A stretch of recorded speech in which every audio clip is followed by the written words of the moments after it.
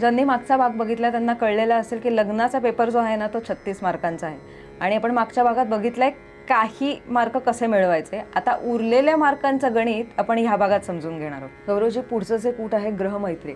आता हे ग्रहमैत्री हे कूट आणि आपण कुंडली मिलन जे करतो तेव्हा जी ग्रहमैत्री पाहिली जाते ते हे दोन्ही सारखं आहे का? नाही, हे ग्रहमैत्री हे कूट भिन्न आहे, कारण हे फक्त राशी स्वामीवर आधारित आहे. कुंडली मिलान जे मी म्हणतो ते वेगळा विषय आहे. राशी स्वामी म्हणजे चंद्र राशी. हा, चंद्र राशीचा स्वामी. म्हणजे उदाहरण मी एक घेतो. आता सूर्य ग्रह जो आहे त्या सूर्याचे मित्र, सम आणि शत्रू म्हणजे काय? मित्र म्हणजे त्याचे फ्रेंड्स कोण आहेत, न्यूट्रल कोण राहणार आहे आणि त्याचे एनिमीज कोण आहेत हे सांगून ठेवलंय. सूर्याचे चंद्र, मंगळ आणि गुरु हे मित्र ग्रह सांगितलेले आहेत.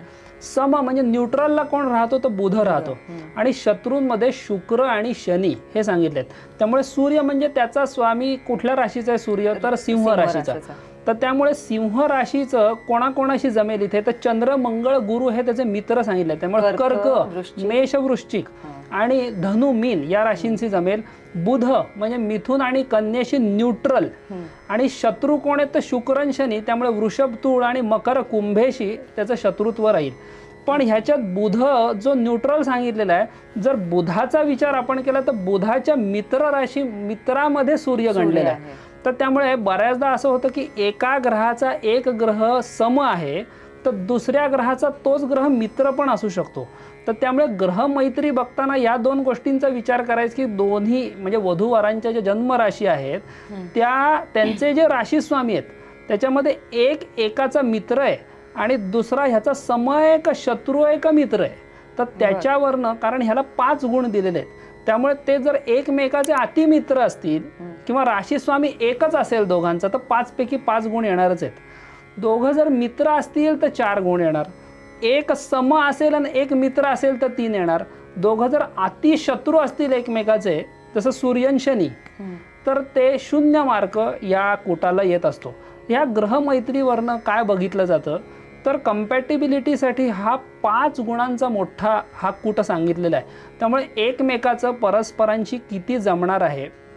एक विचार एखाद्याने केल्यानंतर साध्या साध्या गोष्टी असतात. आपण घरात जेव्हा स्वयंपाक करत असतो, एखाद्या व्यक्तीला जर त्या दिवशी शिरा खायचा आहे तर त्याच वेळेला जर पार्टनर म्हणला नाही मला उपमाच पाहिजे तर तिथे कुठेतरी विरोधाभास आला. म्हणजे साध्या साध्या गोष्टीत सुद्धा घरात वागताना कम्पॅटिबिलिटी विचारात जी घेतो आपण ती इथे ग्रहमैत्रीवरनं स्पष्ट होते. अगदी आपण खरेदीला गेले नवरा बायको तिथे सुद्धा हा गुण प्रकर्षाने जाणवू शकतो तुम्हाला की एखाद्याला हे आवडते तो म्हणणार नाही हा ब्रँड मला नको. तर इथे प्रत्येक गोष्टी डेली रोजच्या जीवनामध्ये तुम्हाला जी मानसिक वेवलेंथ जमायला पाहिजे ती ग्रहमैत्रीवरनं बघितली जाते. गण हा माझ्या मते प्रेक्षकांमध्ये आणि सगळ्यांनाच हा त्यातल्या त्यात माहीत असलेलं हे कूट आहे. तर गण म्हणजे नक्की काय? आता गण हे 3 प्रकारचे आहेत, देवगण, मनुष्यगण आणि राक्षसगण. त्याच्यामध्ये 27 जी नक्षत्र आहेत त्यांची विभागणी या 3 प्रकारामध्ये केलेली आहे. अच्छा, ह्यावेळी राशी नाही आहे? हा, यावेळेला नक्षत्र, जन्म नक्षत्र म्हणजे जिथे चंद्र ज्या नक्षत्रात आहे ते विचारात घ्यायचं आहे. तर देवगण म्हणजे नक्की काय तर सात्विक, राजस आणि तामस या 3 प्रकारात वर्गीकरण केलंय. देवगण म्हणजे सात्विक, मनुष्यगणाचे लोक रजोगुणी आणि तामसी म्हणजे राक्षस गणाचे. तर त्याच्यामध्ये हे वर्गीकरण करत असताना दोघांचा म्हणजे वधूवरांचा एकच गण असेल म्हणजे आयदर तो राक्षस असेल, मनुष्य किंवा देव असेल तर ते अतिशय उत्तम सांगितलंय. एकाचा देवगण दुसऱ्याचा मनुष्यगण असेल तर उत्तम सांगितलंय. एकाचा देव असेल दुसऱ्याचा राक्षस असेल तर मध्यम सांगितलंय आणि मनुष्य आणि राक्षस असेल तर हीन म्हणजे त्याज्य सांगितलंय. त्या दोघांचं पटत नाही असं सांगितलेलं आहे. त्याचं कारण ही प्रकृती आहे. ज्या पद्धतीने मनुष्य जडणघडण ज्याची लहानपणापासून होत असते ती तर त्याच्यावर परिणाम करतेच, पण पूर्वजन्मीचे संस्कार जो काही तो घेऊन आलेला आहे त्यानुसार त्याचं वर्गीकरण हे नक्षत्रानुसार केलेलं असतं. उदाहरणार्थ कृत्तिका नक्षत्र जे आहे किंवा काही नक्षत्र अशी जी आहेत त्यांचं वर्गीकरण करतानाच त्या प्रमाणे त्या व्यक्तीचा स्वभाव जो असतो तो घडत असतो. तर त्यानुसार हे वर्गीकरण आहे. आता तुम्ही म्हणालात की सात्विक, रज आणि तम ह्या 3 वर देवगण, मनुष्यगण आणि राक्षसगण आहे. तर मी बऱ्याच राक्षसगणाच्या लोकांना तामसिक तुम्ही म्हणताय, तरी मी त्यांना सात्विक आणि शांत पाहिलेलं आहे. कसं शक्य? हो, आमचेही काही मित्र आहेत त्यांचे राक्षसगण पण जे सात्विक पद्धतीने आचरण करणार आहेत. त्याचं कारण मी आपल्याला सांगतो की ही मूळ प्रवृत्ती जी जन्मता आहे ती तो गण दाखवत असतो. त्यानंतर जसं आपण सांगतो की साधूंच्या संगतीत मनुष्य जर राहिला असेल किंवा काही सत्संग त्याला जर आयुष्यामध्ये मिळाला तर त्याच्यामध्ये सत्वगुणाची वृद्धी होत असते, किंवा काही नित्य उपासना तो सात्विक देवतांची जर करत असेल तर त्याच्यामध्ये सत्वगुण वृद्धिंगत होत असतो. तर अशा प्रकारे जर तो मनुष्य काही बिहेव करत असेल, किंवा कुंडलीमध्ये जर आपण हा गण हा एक वेगळा पॅरामीटर ठेवून देऊ, पण काही सात्विक ग्रह गुरु शुक्रासारखे जे आहेत ते जर त्याच्या लग्नस्थानामध्ये विराजमान असतील, किंवा केंद्रस्थानामध्ये शुभ ग्रहांचा आधिक्य असेल, किंवा चंद्र जो मनाचा कारक आहे तो गुरुसारख्या अतिशय सात्विक ग्रहाच्या युतीमध्ये असेल, तर त्याचा राक्षसगण असून सुद्धा पण मूळ त्याची प्रवृत्ती थोडी तामसी असणारच बरं का, हे लक्षात घ्या. सत्वगुणाचं आचरण तो निश्चित करायचा प्रयत्न करत असेल, पण मूळ प्रवृत्ती जी आहे त्या जीवाची ती नष्ट व्हायला खूप वेळ जातो. कारण दुर्योधनाने स्वतः महाभारतात असं म्हणलंय की जानामि धर्मम नचमे प्रवृत्ती, जानामि अधर्मम नचमे निवृत्ती. म्हणजे मला धर्म वगैरे काय आहे, सात्विक आचरण हे सगळं कळतंय, पण मला ते करायची प्रवृत्ती होत नाही. आणि जानामि अधर्मम, अधर्म कशाला म्हणतात, कुकृत्य कशाला म्हणतात हे मला कळतंय, पण ते घालवावं किंवा त्याचं आचरण करू नये ही बुद्धी मला होत नाही. त्यामुळे मूळ प्रवृत्तीची आहे ही गणावरनं लक्षात येते. आता देवगणाबद्दल पण समजून घेतलं तुम्ही, आता राक्षसगणाबद्दल पण बोललात, पण एक चित्रपटात पण बऱ्याच वेळा सांगतात मनुष्यगणाच्या लोकांना भूतप्रेत आत्मा दिसतात, तर खरंच नाही, हा एक गैरसमज आहे की राक्षसगणाच्या व्यक्तींना रादर भूतप्रेत दिसत नाहीत किंवा मनुष्यगणाच्या व्यक्तींनाच याची बाधा होते, तर त्याचा या बाधेशी किंवा अदृश्य शक्ती दिसण्याशी काही संबंध नाही. स्वतः ती व्यक्ती इनबिल्ट काय नेचरची आहे हे फक्त याच्यावरनं इंडिकेट होत असतं. म्हणजे आता मनुष्यगणाची लोक रिलॅक्स होऊ शकतात. हो, एक्झॅक्टली. एक आपण गणाला बहुतेक 6 मार्क आहेत. हो हो हो.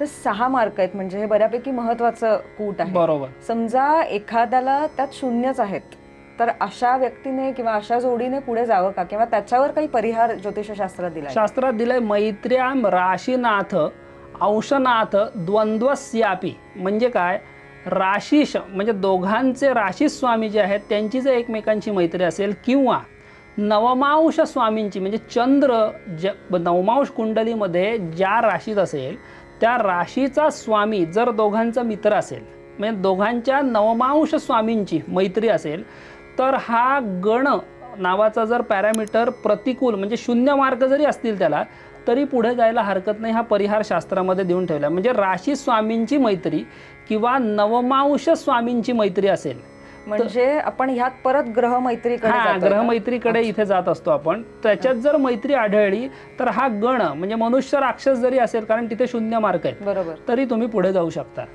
गौरवजी, पुढचं कूट बहुतेक भकूट आहे, तर भकूट म्हणजे नक्की काय? भ म्हणजे राशी किंवा नक्षत्र या अर्थी सुद्धा हा शब्दप्रयोग ज्योतिषशास्त्रात आलेला आहे. तर भकूट म्हणजे काय, थोडक्यात राशी ज्या आहेत एकमेकाच्या त्या परस्परांपासून कितव्या पोझिशनला आहेत त्याला भकूट, म्हणजे त्याच्यात त्याची गणना होते. म्हणजे त्याच्यात षडाष्टक येतं, त्या षडाष्टकामध्ये सुद्धा प्रीती षडाष्टक आहे का मृत्यू षडाष्टक आहे, एकमेकाच्या राशी दोघांपासून दुसरी आहे का 12वी, ज्याला द्विर्द्वादश असं म्हणलेलं आहे, तिसरी 11वी आहे, चौथी 10वी आहे, समसप्तक म्हणजे एकमेकापासून 7व्या आहेत का नवपंचम आहेत, या सगळ्याला या भकूट नावाच्या कूटामध्ये यांची गणना केली आहे. त्याच्यामध्ये सर्वात भीती जी लोकांमध्ये असते ती म्हणजे षडाष्टक. आता षडाष्टक म्हणजे काय, षट आणि अष्टक, 6वी आणि 8वी एकमेकांपासून रास असणं. तर त्याच्यामध्ये प्रीती षडाष्टक जे असतं ते शुभ सांगितलेलं आहे. त्यामुळे मेष रास आणि वृश्चिक रास तुम्ही जर बघितलं तर मेषेपासून वृश्चिक ही 8वी होते आणि वृश्चिकेपासून मेष रास ही 6वी होत असते. तर अशा वेळेला एक तर दोघांचे राशी स्वामी सेम आहेत, मंगळ हा दोघांचे स्वामी, त्यामुळे तिथे ह्याला प्रीती षडाष्टक असं म्हटलंय. वृषभ आणि तुळ राशीचा जर तुम्ही विचार केला तर तिथे सुद्धा एकमेकांपासून 6व्या त्या राशी, पण दोघांचेही राशी स्वामी एक आहेत शुक्र. तर अशा वेळेला ते जमून जातं. प्रीती षडाष्टकामध्ये अजून सुद्धा ज्या काही राशी आहेत, म्हणजे मिथुन रास आहे आणि मकर रास आहे उदाहरणार्थ, तर दोघांचे राशी स्वामींची मैत्री आहे, बरोबर, त्यामुळे त्याला प्रीती षडाष्टक म्हणलंय. या उलट मृत्यू षडाष्टक म्हणजे मेष रास आणि कन्या रास उदाहरणार्थ आपण घेऊ तर मेषेपासून कन्या ही 6वी होते, बरोबर, मेषेचा स्वामी मंगळ आहे आणि इथे बुध आहे. तर एक लॉजिकली आपण जर बघितलं तर मंगळ हा क्षात्र वर्णाचा, क्षात्र तेज असलेला, थोडासा काय म्हणतो आपण रागीट स्वभावाचा, उच्च महत्वाकांक्षा असणारा ग्रह. आणि बुध जर तुम्ही बघितलं थोडासा मिस्किल, त्यानंतर कविता वगैरे प्रिय असणारा, त्यानंतर थोडासा उडाण टप्पू नावाचं एक थोडंसं नेचर जे असतं ते बुध या ग्रहाचं आहे. तर हे दोघं जर एकत्र आले तर त्यांचं जमणं खूप अवघड गोष्ट आहे, म्हणजे मेष आणि कन्येचं. तर त्यामुळे या प्रीती षडाष्टक आणि मृत्यू षडाष्टक ह्यांचा विचार करून पुढे जायला पाहिजे. द्वादश नावाचा हा जो योग आहे त्याच्यामध्ये पुरुषाच्या राशीपासून कन्येची राशी जर दुसरी आली तर धनहानिकारक सांगितले, या उलट 12वी आली तर धनप्राप्ती कर सांगितले. एखादं उदाहरण देऊ शकाल? म्हणजे पुरुषाची रास कन्या आहे उदाहरणार्थ, आणि त्याच्या बायकोची रास जर तूळ असेल तर तिथे कुठेतरी धनहानीचा संभव असतो असं सांगितलंय. त्या उलट तिथून 12वी रास म्हणजे जर कन्या रास असेल तर तिथे हा द्वादश नावाचा जो दोष आहे तो येत नाही. नवपंचम नावाचा जो योग सांगितलाय त्याच्यामध्ये वराच्या राशीपासून कन्याची राशी जर 5वी आली तर ती ग्राह्य सांगितलेली आहे. अन्यथा या नवपंचम दोषामुळे अनपत्यता म्हणजे कुठेतरी संतान प्राप्तीमध्ये अडथळे निर्माण होणं अशा प्रकारचा हा दोष दिलेला आहे. आणि त्याच्यामध्ये एक राश जर दोघांची असेल तर अतिशय महाप्रीती असं फळ दिलेलं आहे. नंतर चतुर्थ दशमे सुखम, 4थी 10वी असेल तर सुखप्राप्ती होते. तृतीय एकादशे वित्तम म्हणजे 3री आणि 11वी असेल तर वित्त म्हणजे थोडक्यात सुखप्राप्ती होईल. आणि समसप्तक म्हणजे दोघांपासून 7वी जर एकमेकाची असेल तर ती अतिशय शुभ आणि सुख प्रदान करणारी असं सांगितलंय. त्यामुळे याच्यामध्ये 2-12 हा विचार पहिला करणं महत्त्वाचं आहे. षडाष्टक आहे का नाही, नवपंचम आहे का नाही हा विचार करून मग तो भकूट नावाचा जो कूट आहे ज्याला 7 मार्क आहेत त्याच्यापैकी किती मार्क मिळतात हे ठरलं जातं.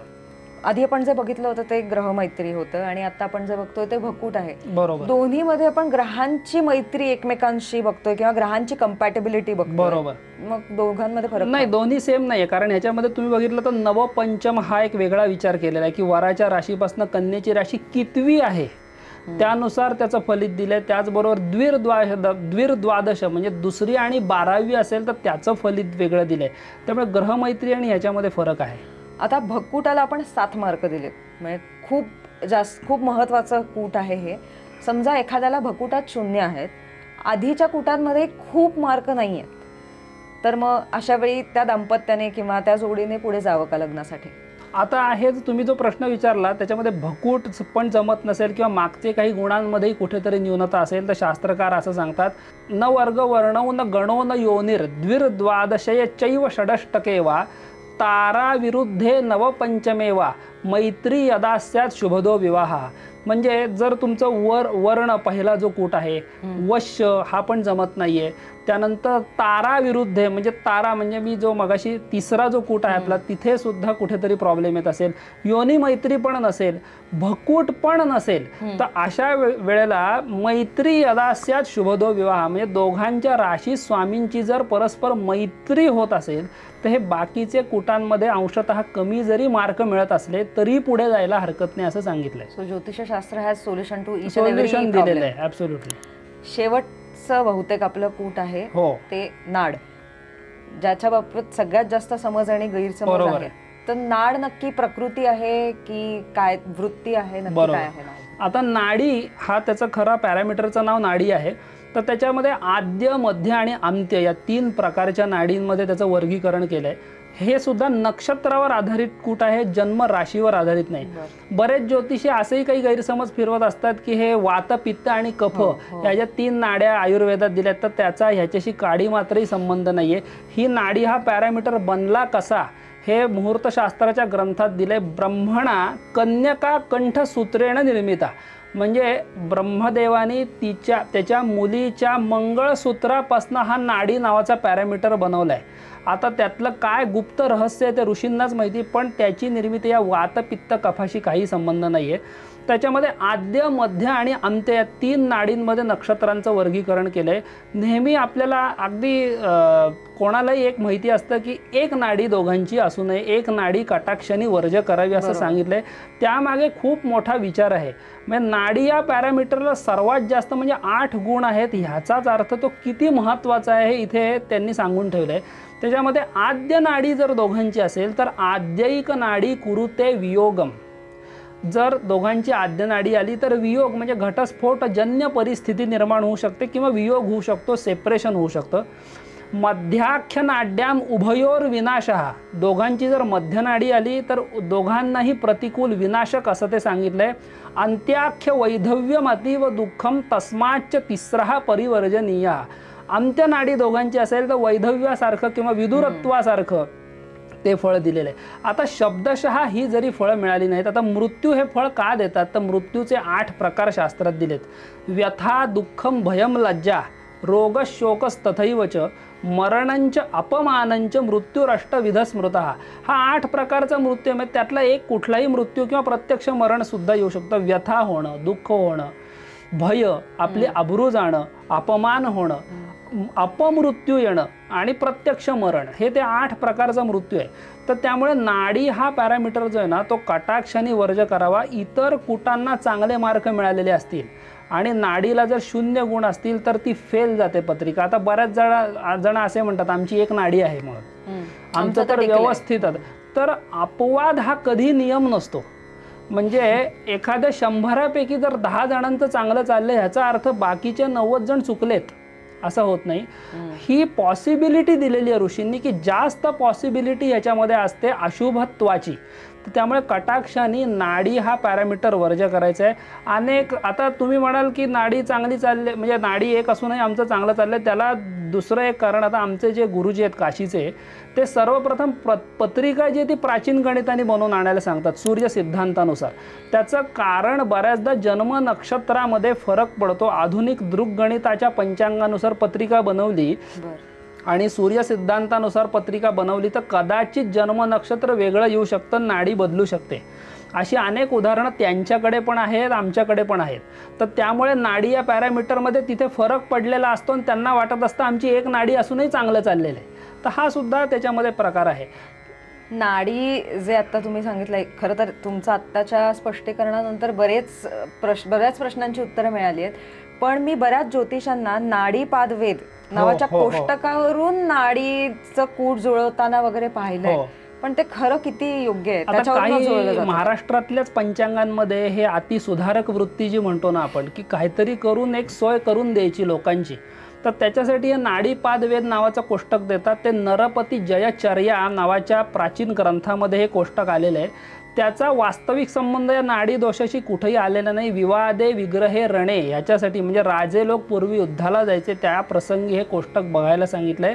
आणि त्याच्यात दुसरा उल्लेख असा पण आहे की त्या विशिष्ट चरण म्हणजे एका नक्षत्राचे काही चरण असतात, ते जर एका लाईनीमध्ये आले तर स्वल्प दोषदः म्हणजे काय, जर ती नाडीचा दोष जर पूर्ण येत असेल आणि त्या एका लाईनीत आले तर 100% दोष असतो.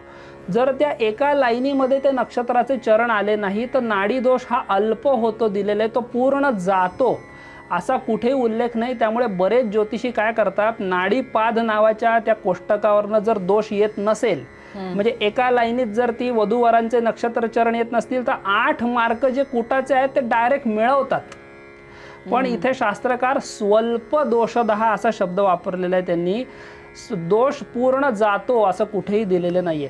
जर नाडी एक असेल, आता लव्ह मॅरेजमध्ये हा प्रश्न बऱ्याचदा येतो की त्या वधूवरांची किंवा जे लग्न करण्यात एक नाडी असते तिच्याशीच लग्न करायचे किंवा त्याच्याशीच लग्न करायचे, तर त्यावेळेला एक नाडी दोषाची स्वतंत्र शांती दिलेली आहे शास्त्रामध्ये, त्याचा आधार घ्यायला पाहिजे. किंवा सुवर्णदान, गोदान, वस्त्रदान यासारखे काही प्रकार किंवा महामृत्युंजय मंत्राचं पंचांग पुरस्चरण करायला सांगितले, तर अशा प्रकारचा परिहार करून पुढे जाऊ शकता.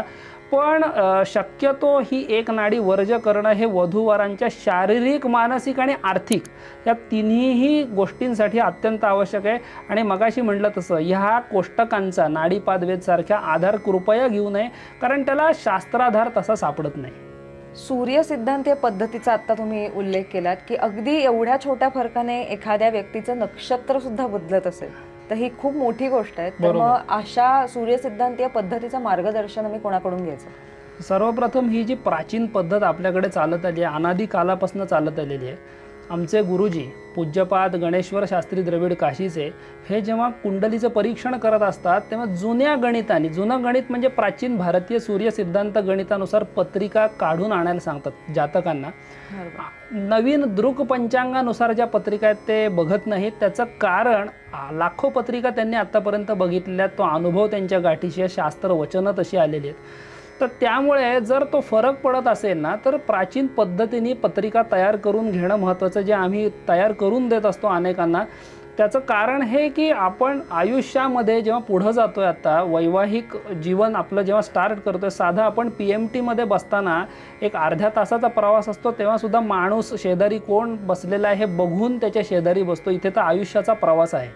तर त्याच्यासाठी गुणमेलन करण्यासाठी तुमची पत्रिका तितकीच अचूक असणं, त्याच्यामध्ये चंद्राची जी पोझिशन आहे त्याच्यावरनं सगळं नक्षत्र, त्या व्यक्तीच्या ग्रह दशा कुठल्या आहेत हे सगळं ठरत असतं. तर त्यासाठी जुन्या गणितांनी पत्रिका तयार करून त्यानुसार दोघांचं गुणमेलन करणं हे अत्यंत आवश्यक गोष्ट आहे. नाहीतर ते कुठेतरी फसतं पुढे जाऊन. अशी अनेक उदाहरणं आहेत. आता ह्या 36 गुणांचा हिशोब लागलेला आहे की हे कसे 36 गुण तयार झाले.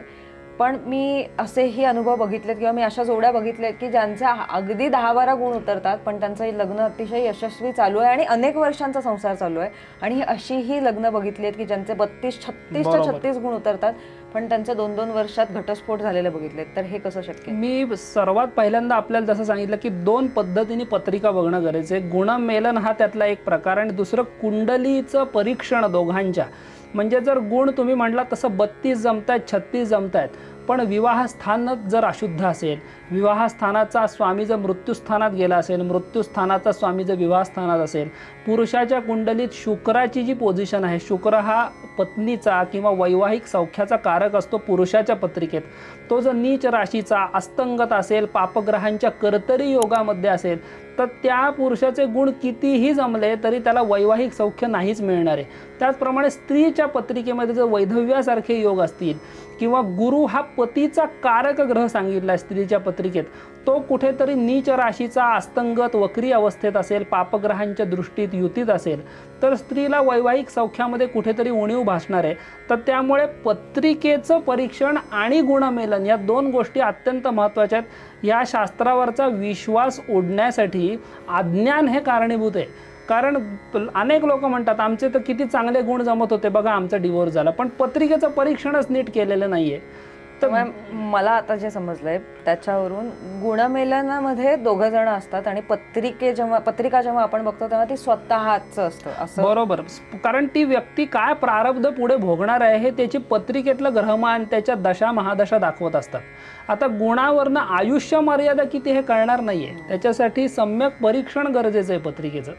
समजा एक जोडपं आहे म्हणजे ज्यांना लग्न करायचं असेल, ज्यांचे अगदी 12 ते 15 गुण उतरतात, पण प्रेमविवाह असल्यामुळे पुढे जायचंय त्यांना, आणि आपण म्हणालो मगाशी की नाडी हे खूप महत्वाचं कूट आहे आणि त्यातच समजा त्यांना 0 आहेत, पुढे जायचंय, पण मग ह्या दोषावर परिहार काय सांगितलं ज्योतिषशास्त्रात? आता प्रत्येक कूटावर काही ना काही परिहार दिलाय, तो मी तिथे सांगत गेलोच आहे.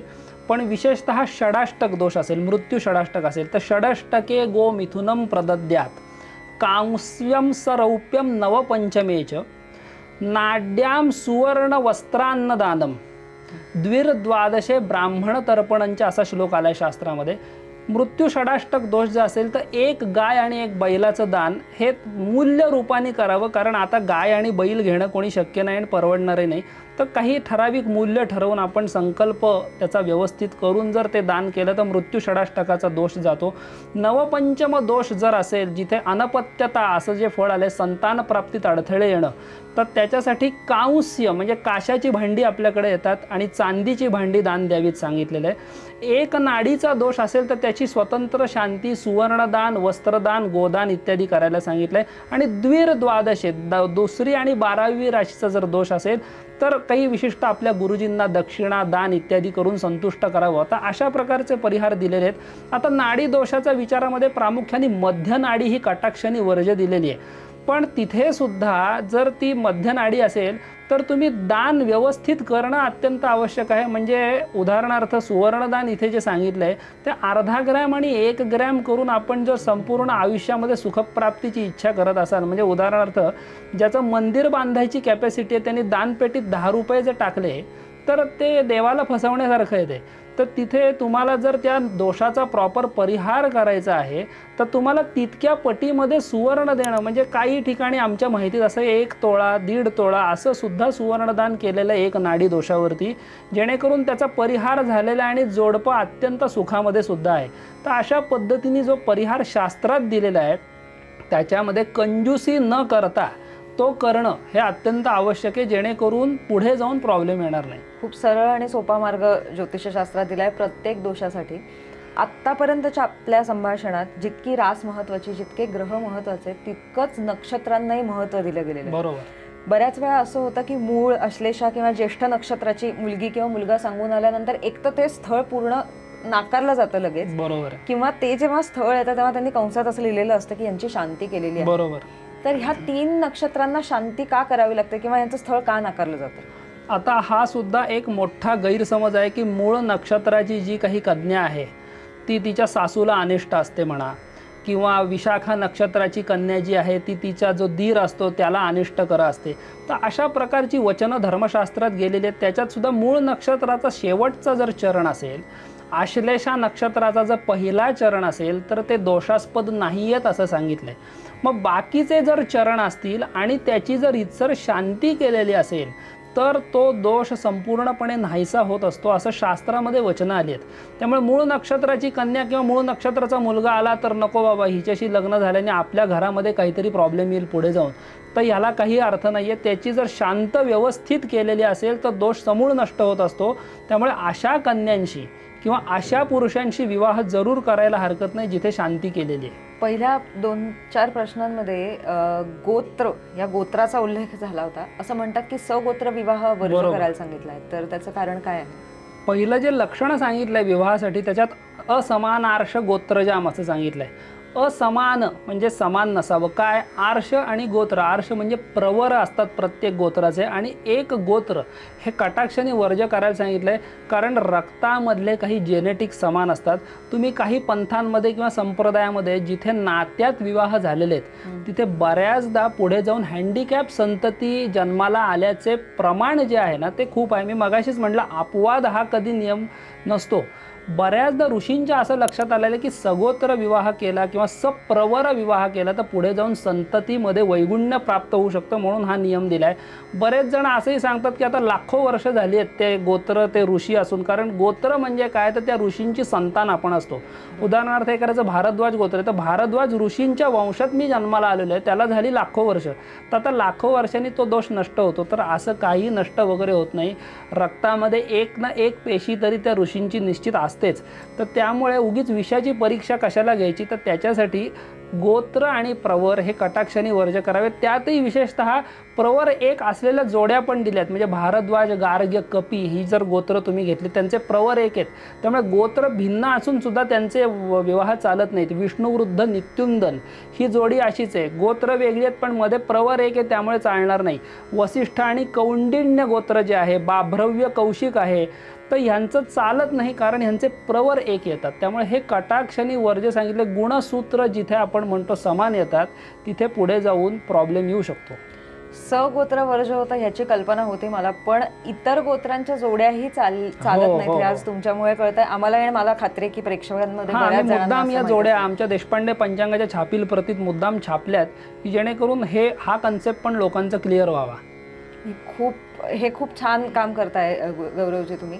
आता पहिल्यापासून आपण हे बघतोय की गोत्र, नक्षत्र, नाड किंवा रास हे सगळं कुंडलीवरून ठरवलं जातं. बरोबर. आता माझी कुंडलीच नाहीये तर मी गुणमेलन कसं करणार? आता गुणमेलनासाठी 2 गोष्टी लागतात, एक तर नक्षत्र आणि रास.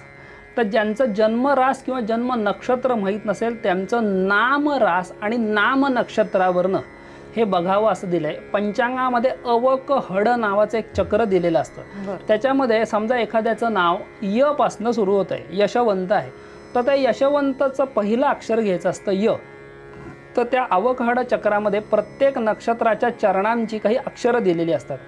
तर हे य पासनं सुरू होणारं नाव कोणत्या राशीत कोणत्या नक्षत्रामध्ये बसतं हे बघायचं. म्हणजे ती रास आणि ते नक्षत्र हे त्या व्यक्तीचं जन्म रास आणि जन्म नक्षत्र.